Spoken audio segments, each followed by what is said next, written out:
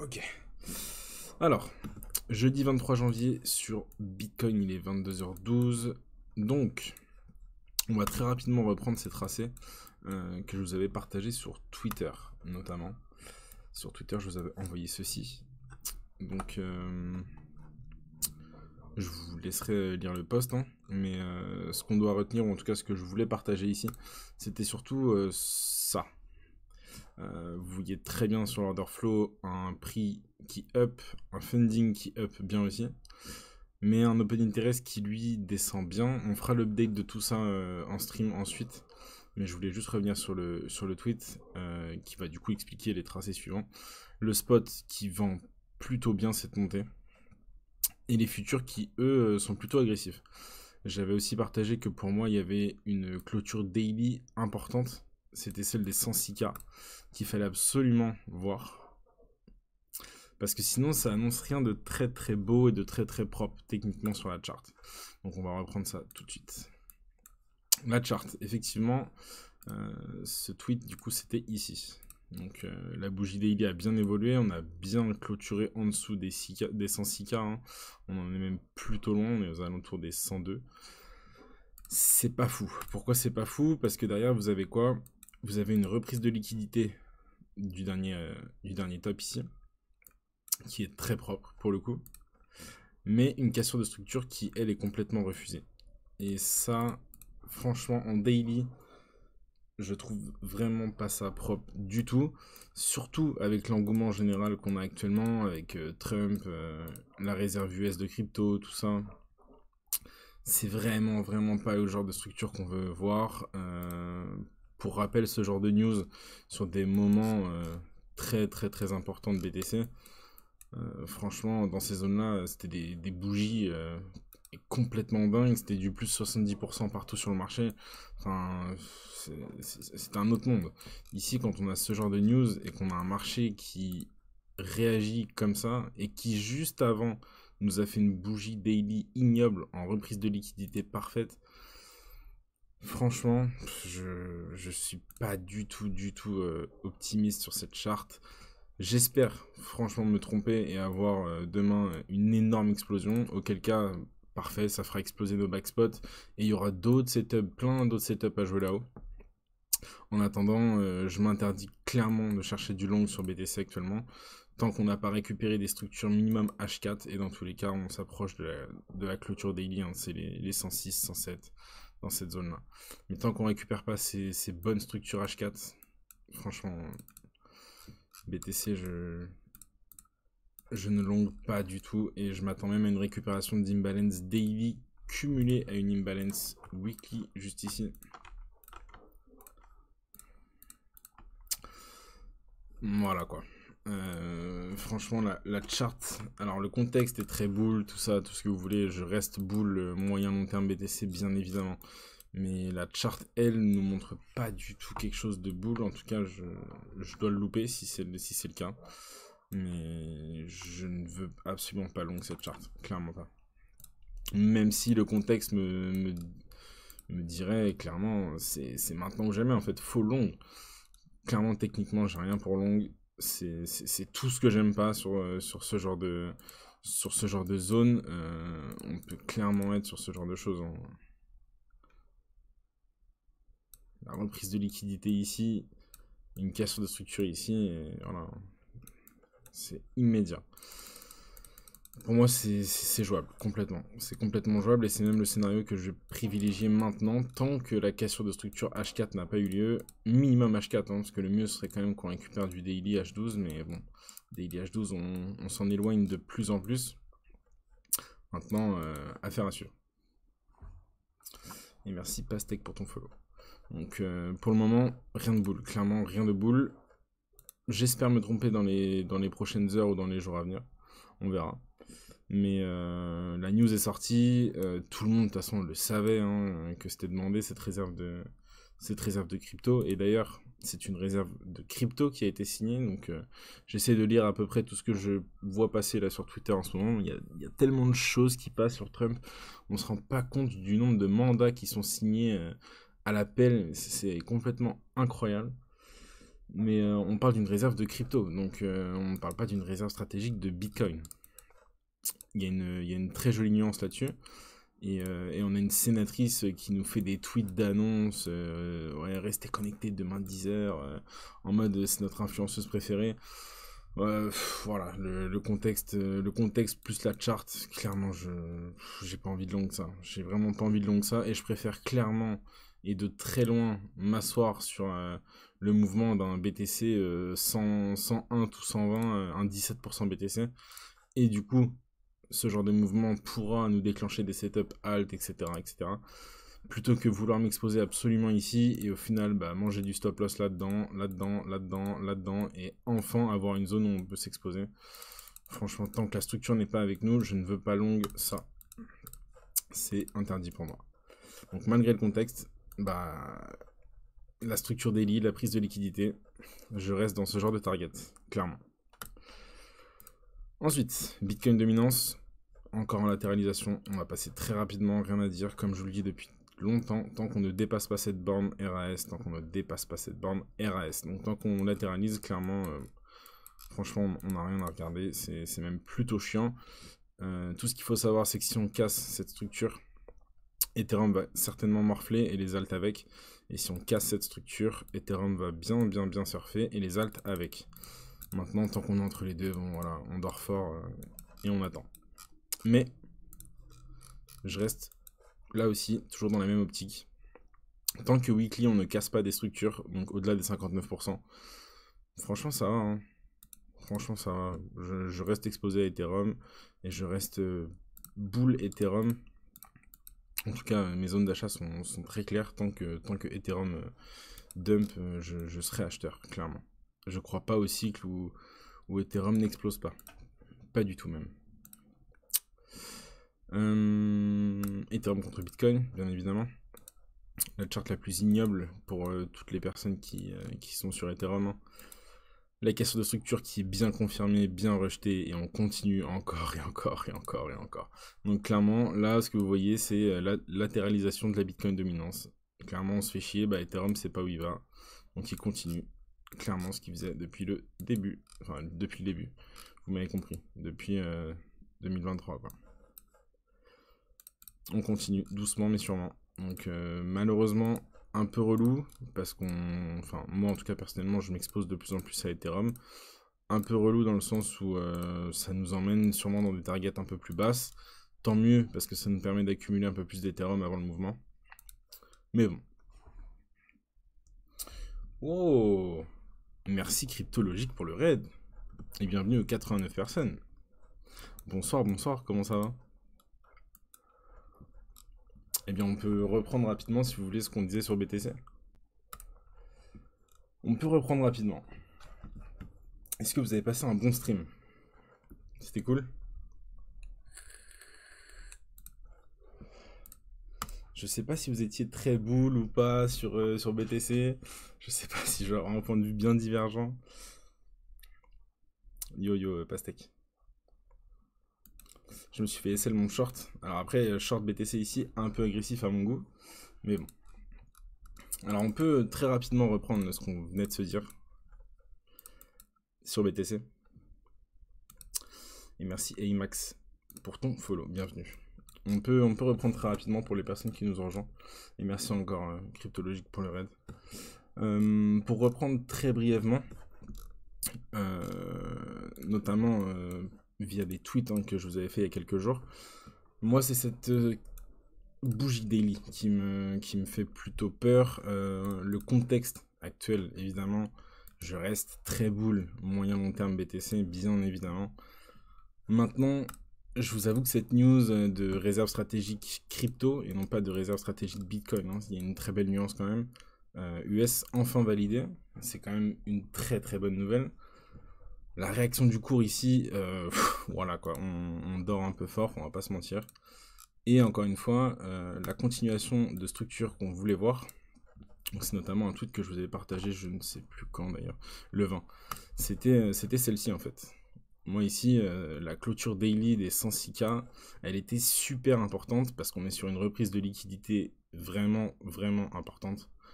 Derrière, si on ne casse pas la structure, on monte quand même un essoufflement assez important. On a un prix qui monte, un funding qui a bien up aussi, l'open interest, donc le nombre de positions ouvertes sur le contrat qui down, le spot qui down, le futur qui up. C'est un petit mélange explosif que j'aime pas trop pour pouvoir long. Et derrière daily, on la voit, hein, la mèche, cette bougie daily est juste horrible. On pourrait même dire ce doji, c'est clairement violent. Merci pour ton follow, Days Run YouTube. Welcome. Cette prise de liquidité daily, moi, franchement, je suis pas fan. Je suis pas du tout fan pour long BTC. Grosse reprise de liquidité. Derrière, la structure n'est pas cassée. Elle est vraiment, en plus, enfin, pas cassée. Oui, elle est pas cassée, mais elle est surtout fortement rejetée. Et ça, encore, on aurait eu cette bougie ici. On peut se dire que le marché est un peu en incertitude, il attend. Maintenant, le rejet est très violent. Très bon point de vue, j'aime beaucoup, bravo, merci.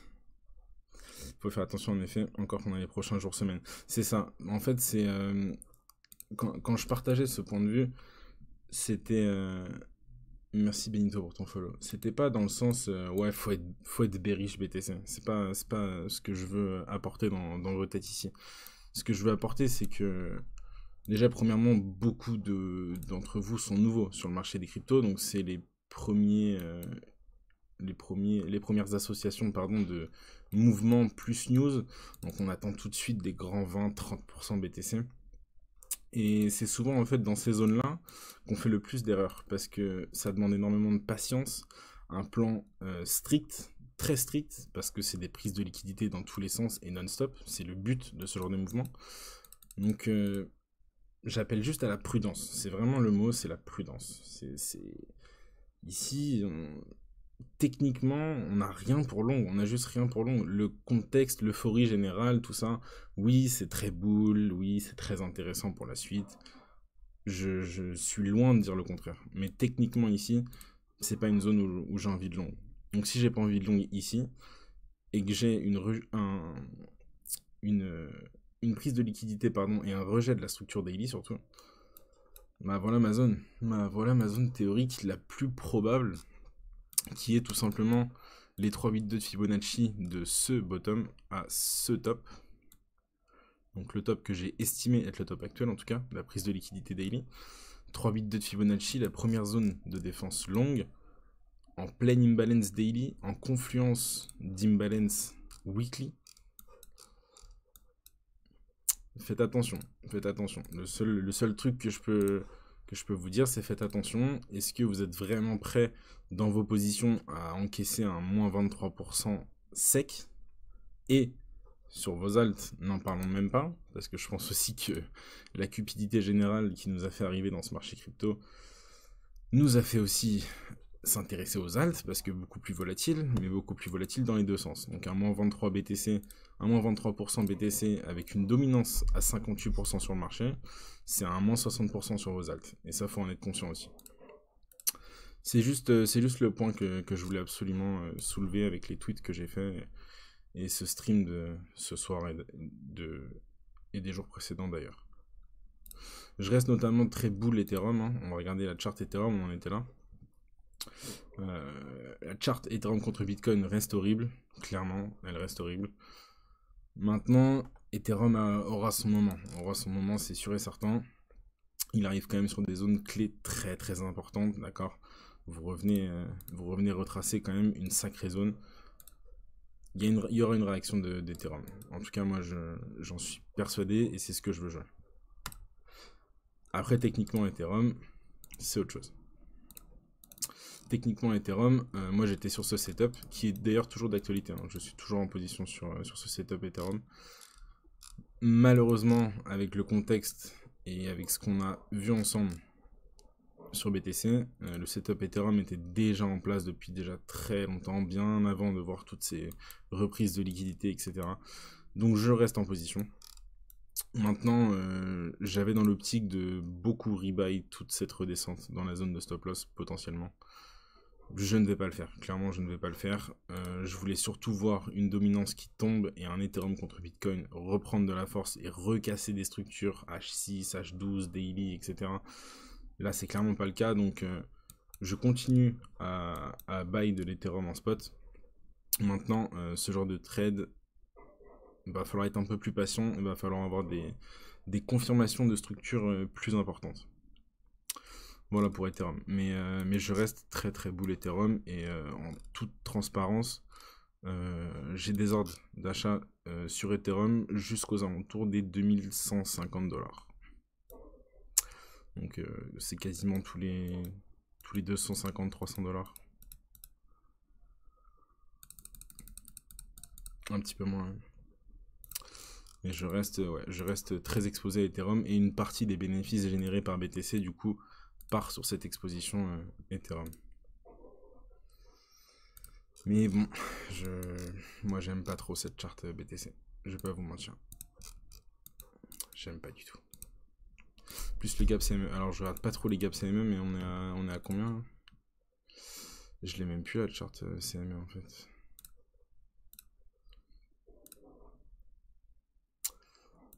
Il a combien le gap CME? L'entrée du gap est à 80 700 et la fin à 77. Et ben c'est la confluence des 80 000 hein. Encore une fois.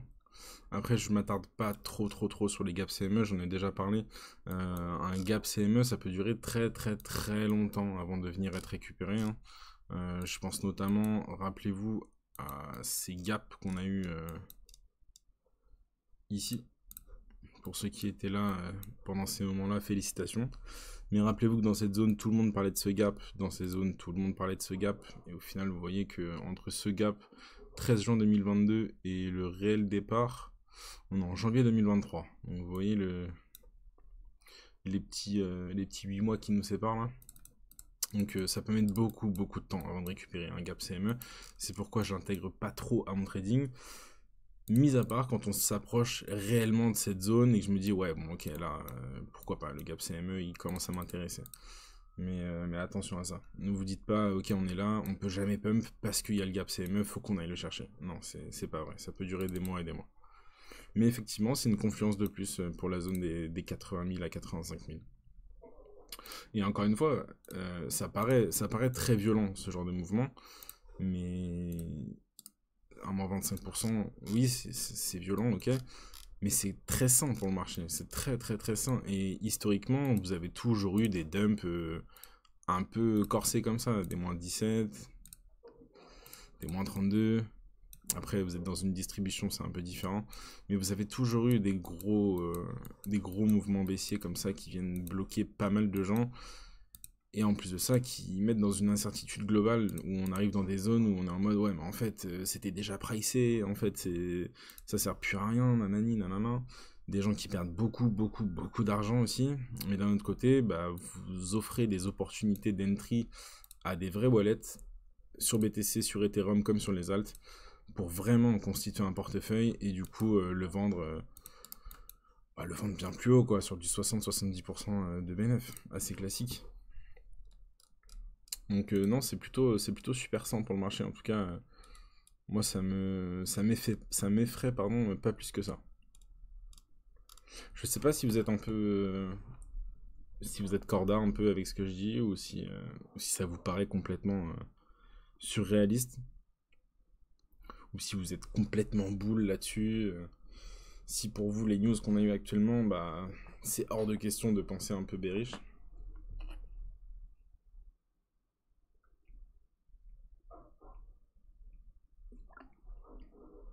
Je suis d'accord. Ok. Ce monde existe, oui. Cette phrase, c'est un peu. Ce monde existe, oui, mais t'y crois pas trop. C'est réaliste, mais je n'espère clairement pas. Ok. Moi, je vais pas dire que je l'espère, pardon, mais parce que ça ferait du mal un peu à mon invest Ethereum. Mais en vrai, ça donne l'opportunité, ça donne une opportunité d'entry sur tellement d'assets, vous vous rendez pas compte. Mais je veux pas l'entendre surtout, ouais, c'est ce que j'ai décrypté un peu dans ta phrase. Il est dans un coin de ma tête. Après, c'est l'essentiel. Du moment que vous l'ayez en tête et que vous soyez pas pris au dépourvu si le mouvement arrive réellement, tant mieux, c'est déjà ça.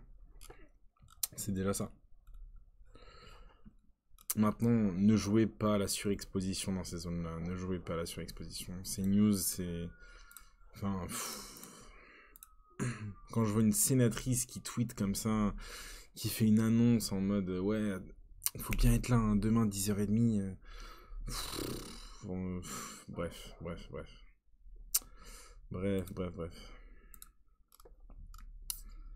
Pas à nous, madame. Il y a trop d'engouement, trop de gens sont trop boules. Mais on va regarder l'order flow ensemble vite fait rapidement. Les fundings m'intéressent. Parce que je pense qu'on peut avoir des surprises.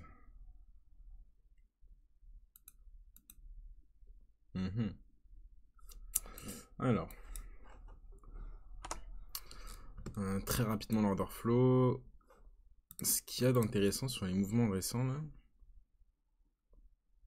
C'est fou quand même. Vous voyez? Ouverture US. Une bougie. Alors cette bougie était très violente. Le pump était très beau. Déjà premièrement ne jamais long en haut d'une bougie en ouverture de marché. C'est juste interdit. Et d'ailleurs c'est ce que j'ai mis dans le tweet. Derrière on remange clairement cette bougie. Regardez l'open interest s'il vous plaît. Mais c'est... Comment l'open interest peut perdre 3% sur cette bougie? Vous imaginez le nombre de personnes qui se sont foutues en levier là-dedans, hein, qui ont été forcées de clôturer leur position? C'est complètement fou. Derrière toute l'ascension, on clôture un peu quand même. Donc, possiblement du shorter qui est forcé à clôturer. Et là derrière, vous voyez l'indécision? Vous voyez l'indécision sur l'open interest? On ouvre full position, on referme full position. Tout le monde est dans l'incertitude la plus générale, personne ne sait quoi faire. On a quand même un funding bon, relativement neutral, hein, je vous l'accorde, mais qui est quand même en baisse. Donc, ce qui pourrait être assez dingue et très très boule pour la suite, ce serait un retour à 93 000, genre un vrai bon dump et un funding négatif. Plus personne n'y croit, tout le monde veut shorter la 7. Là, pourquoi pas. Là, on aura un discours un peu différent. Mais là, pour le moment, voilà. Hein. Vous voyez bien. Hein. Les spots qui n'en veulent pas. Les futurs qui se font forcés à fermer. Ouais. On est sur du pareil au même. Hein. On est sur du pareil au même. On a quand même bien fait descendre les fundings sur cette montée. Mais les spots n'en veulent pas. Non, franchement. L'order flow on va dire, me change pas d'avis.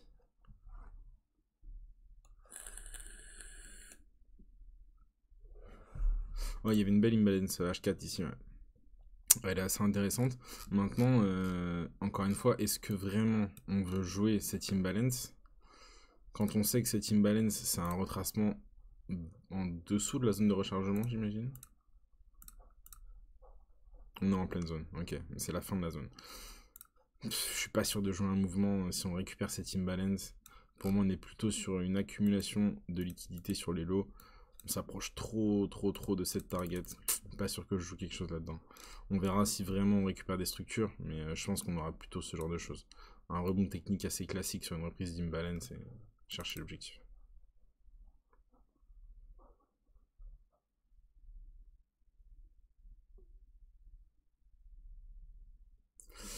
Mon bet c'est une chasse des 100k, voire une mèche à 96 et Moon. Une chasse des 100k, bah déjà tu l'as eu. Une mèche à 96. On n'en est pas très loin. T'inquiète, elle arrive, j'ai envie de dire. Et Moon, avoir les prochaines baisses de taux du dollar qui drop, etc. Ouais, je comprends. Le dollar, c'est vrai que ça fait longtemps qu'on l'a pas regardé. On peut le regarder. Le dollar, on avait dit qu'on était dans cette zone de rechargement weekly vendeuse, donc très importante cette zone. Et ce qu'on voulait, c'était une rupture de structure daily et enclencher quelque chose de baissier. pour le moment, on ne casse pas de structure daily réellement, si ce n'est la petite ici, mais c'est un peu faible. Mais en tout cas, on ressort de cette zone de rechargement, donc ça c'est top. Maintenant, je m'attends pas à un top comme ça du dollar, pour être très franc. Je m'attends plutôt à ce genre de choses. Into, un vrai drop très important. Et là, oui, on sera sur des moments très intéressants pour les assets à risque. Maintenant, bon, il ne fait que rejeter, on va dire, sa zone tranquillement. C'est assez fébrile. Moi, c'est surtout, franchement, c'est cette bougie daily. Hein. Je sais, je me répète, mais cette bougie daily, elle est vraiment pas belle. Elle est vraiment pas belle.